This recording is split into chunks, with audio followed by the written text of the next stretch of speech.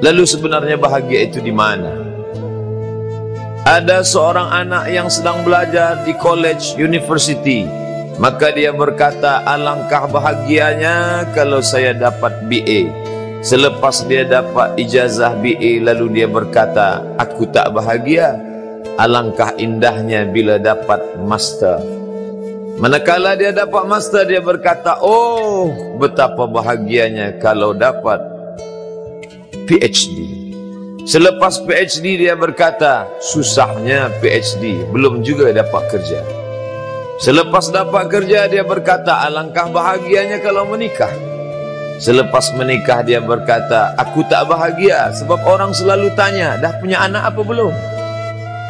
Selepas punya anak, dia pula berfikir untuk menikah sekali lagi. Jadi sebenarnya bahagia itu punya siapa? Oleh sebab Muhammad sallallahu alaihi wasallam.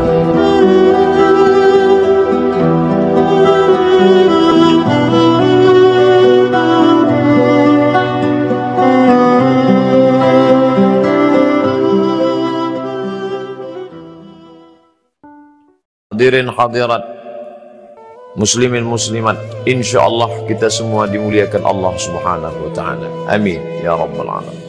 Tajuk kita malam ini, orang yang paling bahagia. Apa sebenarnya bahagia itu? Bahasa Arab, orang yang bahagia disebut dengan sa'id. Perempuannya sa'idah. Membezakan lelaki dengan perempuan cukup dengan menambahkan ta marbutah di ujung. Muslim, muslimah. Mukmin, mukminah. Sa'id, sa'idah. Musib, musibah. Kebanyak juga yang cemburu sebab kata dia perempuan itu musibah, padahal itu secara bahasa saja. Musibah artinya terkena sesuatu. Alladzina idza asabathum musibah. Lelaki musibah.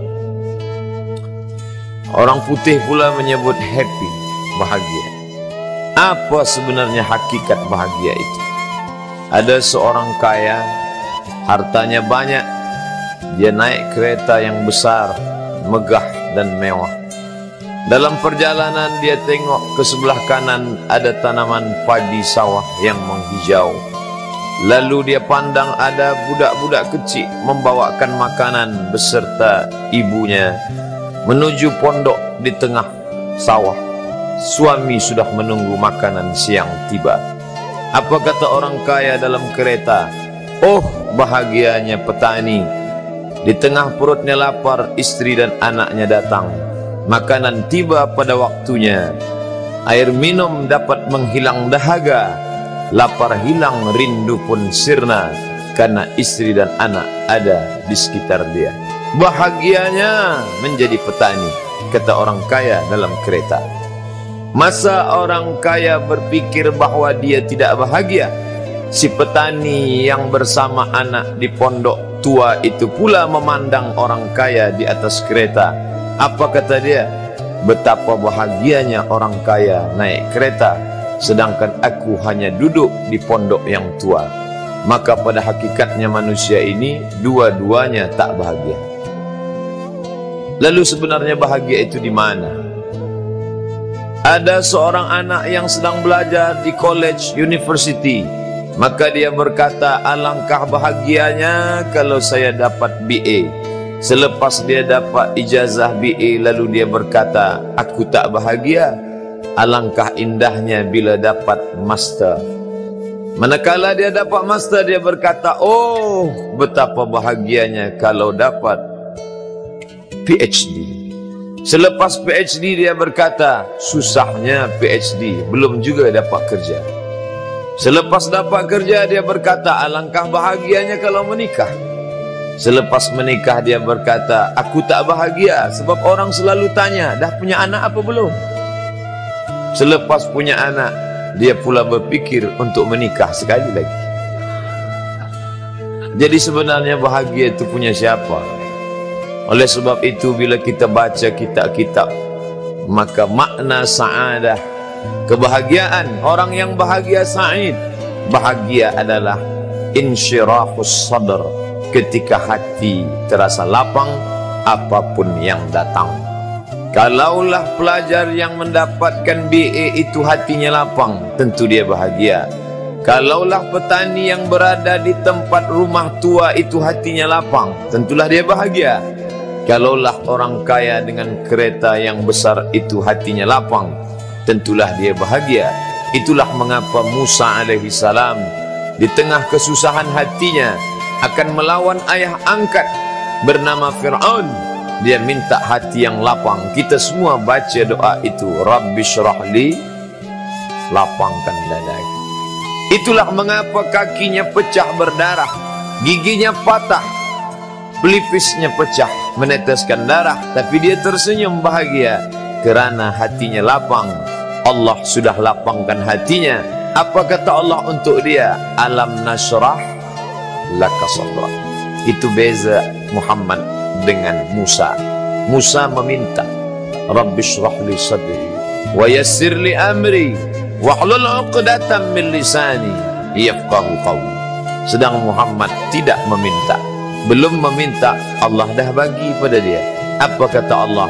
Alam nashrah laka sadrak wa wada'na anka wizrak alladhi anqadha dhahrak wa rafa'na laka dhikrak. Bila kau dalam keadaan susah, dua kali Allah ulang, fa inna ma'al usri yusra, inna ma'al usri yusra. Hati lapang itulah yang membuat Haji Abdul Malik Karim Amrullah Buya Hamka tersenyum di dalam penjara. Penanya berjalan perlahan tapi pasti, maka keluarlah tafsir Al-Azhar. Hati yang lapang itu juga membuat Said Qutb tersenyum menghadapi tiang gantungan. Walaupun dipenjara oleh Gamal Abdul Nasir, tapi sebelum kematiannya sempat pula menulis tafsir Fi Zilalil Quran, di bawah naungan bayang-bayang Al-Quran. Apa kata Said Qutb dalam muqaddimahnya? Al-hayatu fi zilalil Quran ni'mah. Hidup di bawah naungan bayang-bayang Al-Quran itu nikmat. La ya'rifuha illa man zaqaha. Tidak ada yang boleh mengetahuinya kecuali orang yang pernah merasakannya. Maka bahagia adalah ketika hati terasa lapang. Bila kita nampak raut wajah orang yang tenang cerah, maka ketenangan bukan pada wajahnya. Bila nampak orang melangkahkan kaki dengan tenang penuh wibawa, maka ketenangan bukan pada kakinya. Bila tampak ayunan tangannya tak tergesa-gesa, maka bahagia bukan pada tangannya. Di mana letak bahagia itu? Ala fil jasadi mudghah. Ketahuilah dalam jasad ada segumpal, ada sekepal, ada sesuap. Idza salahat salahal jasadu kulluh. Kalau yang segumpal itu baik, maka yang lain ikut menjadi baik. Wa idza fasadat fasadal jasadu kulluh. Kalau yang segumpal itu rusak, maka dia pun ikut menjadi rusak. Yang segumpal itulah yang mengendalikan mata, telinga, tangan, kaki. Yang segumpal itulah tempat rindu, benci, marah, ridha, ikhlas, fasik, hasad, kufur. Di sanalah bersemayam rindu dan benci. Maka jangan terlampau benci. Habib habibaka haunamma. Kalau kau sayang, sayanglah secukupnya sahaja. Karena boleh jadi hari ini kau sayang, besok berubah menjadi kebencian. Kalau kau benci, bencilah secukupnya sahaja. Boleh jadi esok pagi dia menjadi orang yang tersayang. Berapa banyak puan-puan berkata, siapa itu? Itulah orang yang dulu paling aku benci. Tapi hari ini masih ada juga benci, tapi tak banyak. Oleh sebab itu maka dijaga dia. Yauma la yanfa'u malun, hari itu tak ada guna harta, wala banun, tak ada guna anak, illa man atallah, kecuali orang yang datang menghadap Allah biqalbin salim, dengan hati yang salim. Qal, qaf, lam, ba, qallaba, berbolak-balik. Qallaba, tidak selamanya bahagia. Kadang pagi hati tenang, petang datang dia pun susah. Kadang pagi hati lapang, petang tiba dia pun gundah. Maka apa yang dapat menolong? Ala bizikrillah, ketahuilah dengan banyak menyebut mengingat Allah, tatma'innul qulub, maka hati akan menjadi lapang. Qalbul mu'min baina asabi'ir rahman, hati orang beriman berada di antara jari jemari kuasa Rahman. Kalau dia hendak, dia balikkan yang senang menjadi susah. Kalau dia berkehendak yang susah, dia balik menjadi lapang. Berapa banyak orang yang tampaknya mungkin kita kata dia susah, tapi dia masih boleh tersenyum. Sebaliknya orang yang menurut pandangan zahir kita cukup segala, makan, pakai, tapi tampaknya kesenangan tak pernah singgah. Apa sebab? Kerana hati milik Allah. Dia ada dalam diri kita, tapi dia bukan punya kita. Lillahi ma fis samawati wa ma fil ard. Apa di langit, apa di bumi, milik Allah. Balikkan kepada Allah. Dari Allah, balik kepada Allah. Senang mengucapkannya, payah mengamalkannya, lebih sulit memasukkannya ke dalam hati. Oleh sebab itu, maka apa cara supaya hati menjadi lapang? Yang pertama, iman. Mesti ada iman. Percaya bahawa dia ada walaupun tak tampak oleh mata. Dulu ada seorang filosof, dia berkata bahawa aku percaya dia ada bila boleh tampak oleh mata, disentuh tangan, didengar telinga. Tapi bila tidak dapat ditengok mata, dipandang mata, didengar telinga, disentuh tangan, maka dia tidak ada. Inilah orang-orang yang berfaham wujudiyah. Wujud ada, mikrofon ada, mimbar ada, orang ada, kerana aku boleh menatap dengan mata, mendengar suara dengan telinga, bersapa tangan dengan alat yang diciptakan Allah Subhanahu wa ta'ala. Tapi kita mengenal dia bukan kerana rupa. Bahkan bila kita pejam mata nampak berbagai macam rupa, itukah dia? Bukan. Walam yakul lahu kufuwan ahad. Bila kita pandang tengah malam tampak bermacam warna rupa, itukah dia? Ma khatara bibalik fallahu laysa kadzalik. Apa yang terlintas di hatimu, maka dia tidaklah seperti itu. Dia tak dapat dipandang dengan mata. La tudrikuhul absaru, dia tak dapat ditangkap mata. Wa huwa yudrikul absara, dialah yang dapat menatap mata. Jangankan dia, wajah kita pun kita tak boleh melihatnya. Siapa yang boleh melihat wajahnya? Sementara belum dijumpai cermin, belum pandai orang membuat cermin, orang tak tahu bentuk rupa wajahnya bagaimana. Sampai suatu hari dia dalam perjalanan panjang, dia tengok ada pohonan rindang, lalu kemudian dia berteduh di bawah pohon rindang, menghindar dari panas terik matahari. Di bawah pohon rindang ada kolam air, maka saat dia akan mengambil minum dari air kolam, disitulah dia melihat wajahnya. Oh, begitu rupa wajah di dalam air kolam. Itulah asbabun nuzul cermin. Muncul idea untuk membuat cermin, maka di situ orang baru boleh melihat bentuk rupa wajah. Tapi cermin tak jujur, telinga kanan dia kata sebelah kiri. Apa maknanya? Kalau hendak melihat rupa kita sendiri pun kita perlu kepada alat, apalagi untuk melihat Allah. Tafakkaru fi khalqillah, pikirkan makhluk ciptaan Allah, jangan kau pikirkan zat Allah. Fa innakum la tuqaddiruna qadra, karena kau tak akan pernah sanggup untuk memikirkan Allah, berpikir tentang ciptaan Allah. Inna fi khalqis samawat, berpikir tentang langit, wal ard, berpikir tentang bumi, waqtilafil laili wan nahar, berpikir tentang siang dan malam. La ayat, itu adalah ayat-ayat, tanda-tanda kebesaran Allah Subhanahu wa ta'ala. Hati akan menjadi tenang kalau ada keyakinan tentang Allah. Tidak ada yang sah solatnya tadi kalau tidak diawali dengan keyakinan tentang adanya Allah. Alladzina yuqimuna shalah, orang yang salat. Wa yu'tuna zakah, orang yang berzakat. Alladzina yuqimuna shalah, orang yang salat. Walladzina yunfiqun, orang yang berinfak. Tapi coba pandang pangkal ayat. Sebelum masuk salat, sebelum masuk zakat, sebelum masuk infak, sedekah, yang pertama kali ditekankan adalah alladzina yu'minuna bil ghaib. Surga ghaib, neraka ghaib, kiraman katibin ghaib, raqib atid ghaib, malaikat maut ghaib. Dan dia ghaibul ghuyub, yang maha ghaib di antara yang ghaib. Maka banyak yang tak sabar menyembah dia yang ghaib.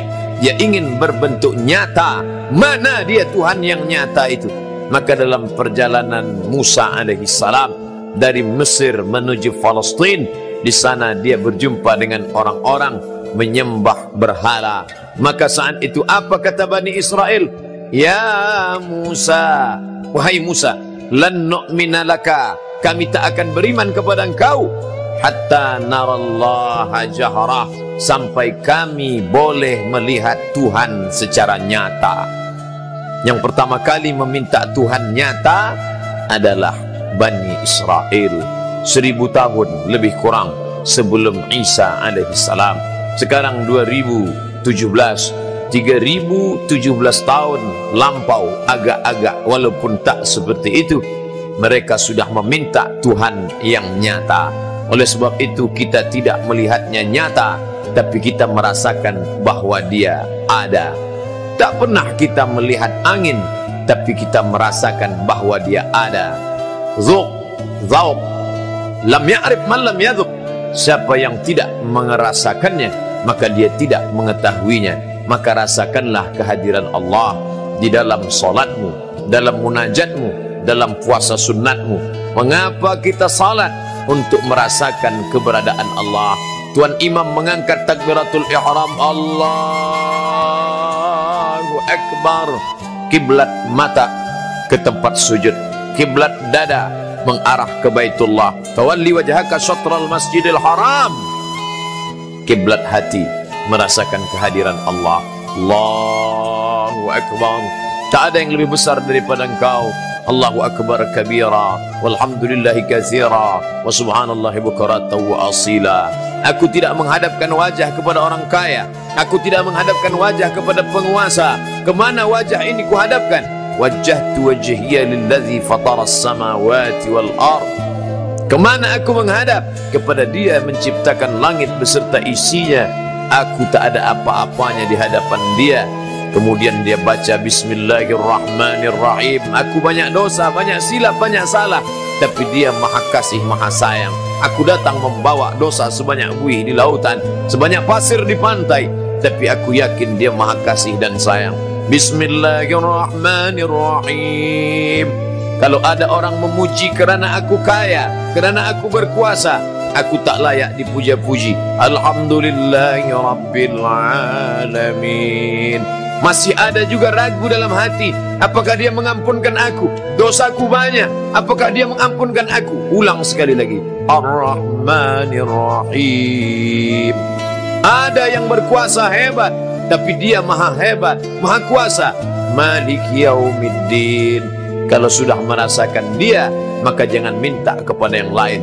Jangan minta ke sungai, jangan minta ke pokok kayu, jangan minta kepada jin, jangan minta kepada syaitan.